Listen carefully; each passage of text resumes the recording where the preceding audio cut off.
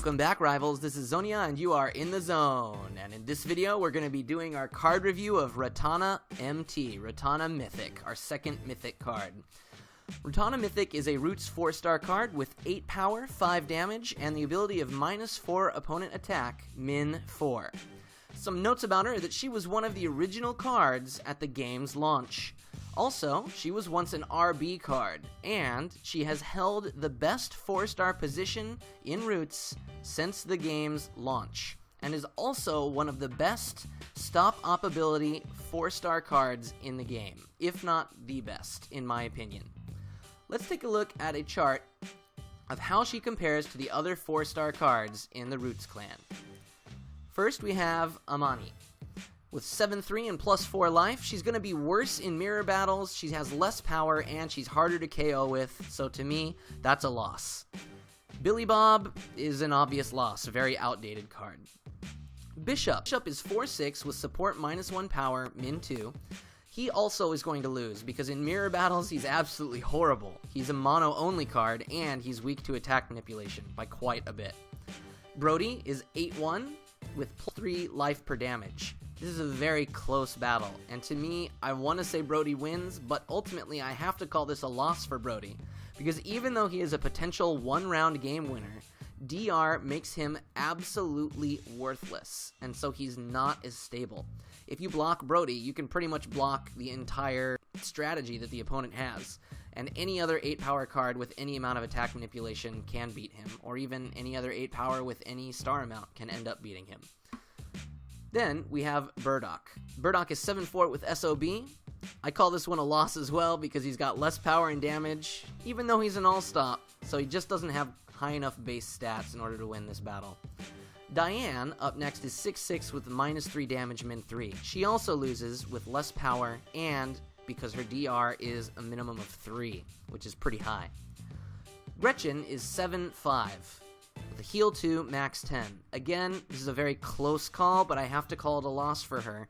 Even though I love Gretchen, Gretchen has more damage potential, but less power, a maximum, and is more predictable. I think I may have rated Gretchen higher than Ratanah CR in my 4-star video.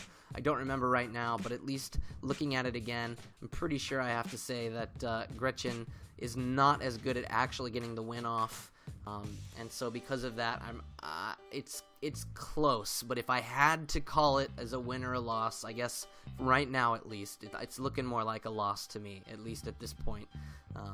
Then next up we have Lily at 6-6 -1 power min 1. Again, another obvious loss, is outdated. The same for Matthew.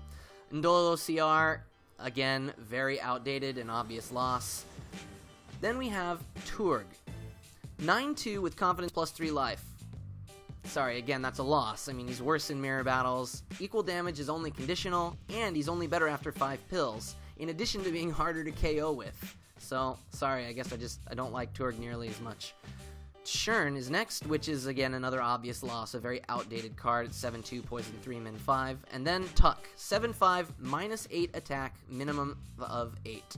This is close again, but I'm going to give Tuck the loss, because he has a higher minimum and a lower power. He's really only equal at exactly a +1 or +2 pills play, making him pretty much tied.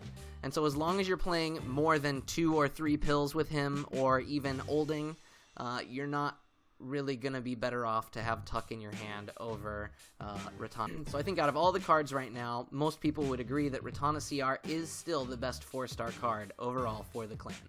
Ratanah CR's ability of -4 attack, min 4 allows her to win many 0-pill matchups on olds and force pills. She also can save those against the few rare cards with lower mins, as well as those against Sacrom and uppers, with their bonus min 3. It also allows her to beat or tie a lot of 9-power cards in low-pill battles, as well as giving her wins against 8-power cards without attack manipulation. This puts her in a position to win many matchups in the game pill for pill though, an ability that is necessary for the Roots, because they are a clan that suffers from chronically low power, and so any card that can give them plus attack is going to be an absolute godsend for them, as well as one with high power, which they have struggled with until very recently. Now, as for Ratanah Mythic's counters, I would say some of her obvious counters then are Sacrom and Uppers, because they remove her forced pill play. With that minimum of 3, it's going to mean that she needs to pill at least 1 in order to get over their minimum, but once you put 1 pill in, you're going to go ahead and probably be able to beat or keep up with most of those cards. But you are just going to have to look out, you cannot ult with her against those. All-Stars, Uluwatu, and Bangers are also decent counters because they can usually end up with a higher power and win in higher pill matchups against her, because a lot of them will have 7 or 8 base power and be able to go up to 9 or 10 after their bonus, which will remain intact. And then skills and stock cards will also be good counters for her because they make her SOA useless or even a negative.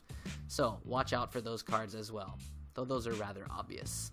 As far as clan KOs, she can KO with 8 other cards without any fury. Armand, Kiki, Kiki CR, Lou, Matthew, Nova, Ojibwe, and Simeon.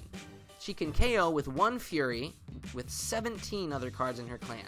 Billy Bob, Bishop, Diane, Fudge, Gretchen, Gina, Jerry, Liliana, Lily, Marcus, Miss Nova, Ndololo CR, Ogun Q, Paige CR, Chakra, Sunny Goat, and Tuck. Out of the 58 cards in her clan, there are going to be 25 that she can go ahead and KO with relatively easily, 2-hit KO with relatively easily. But this is not a good indicator because Roots doesn't really go for KOs ultimately, and some of the KOs that she has are with useless cards like Ogun Q. I think that's the main reason why she doesn't KO with over half the cards in her own clan. So don't fault her for that when she's in a clan that isn't usually built to go for the KO. Now, as for in half decks and splash, Ratanah Mt works well in both cases, though obviously not quite as effectively. As a splash, she still has the raw stats in order to back her up at 8-5, and she also has that ability of -4 attack, -4. But she doesn't have that extra bit in order to make her great, which is what her bonus of SOA does. She works very well in half decks, so don't hesitate to throw her in yours as long as you've got one, as her price continues to skyrocket. Hopefully you were able to pick one up when the whole RB thing was going on. I think most people probably have one that are a little bit older and have been around UR for at least a little bit. Last, let's go ahead and take a look at the game modes. In EFC, Ratanah Mythic is only allowed up to Dark Corners, which is the first round, and that means she basically can go nowhere, so as such, don't invest in her for EFC.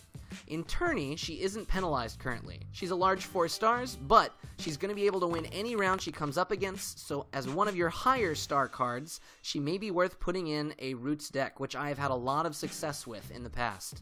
So I think she can really help out there if you have the right kind of deck. For Survivor, you might be able to run her in T2, but you have probably far better options in your Roots half deck with the other 5-star cards, unless you need a 4-star card in order to try and go second in the round, in which case she's the perfect option for you. Otherwise, T1 is probably a better option for her in Survivor anyway, especially since you have a ton of really great low-star DR in the Roots clan. And then in Arcade, she'll do great, but she won't cause the opponent AI to freak out quite as much, so honestly, I'd probably only rate her as just above average. She'll be a great round-winning card that forces the AI to go ahead and pill, but otherwise, she's not one of those cards that's going to cause Kate to absolutely flip out, so not one of the absolute best options there.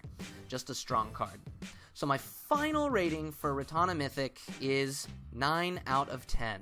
She's a great card. She's your best 4-star option with SOA in the game, probably, and only has a few issues like stop cards.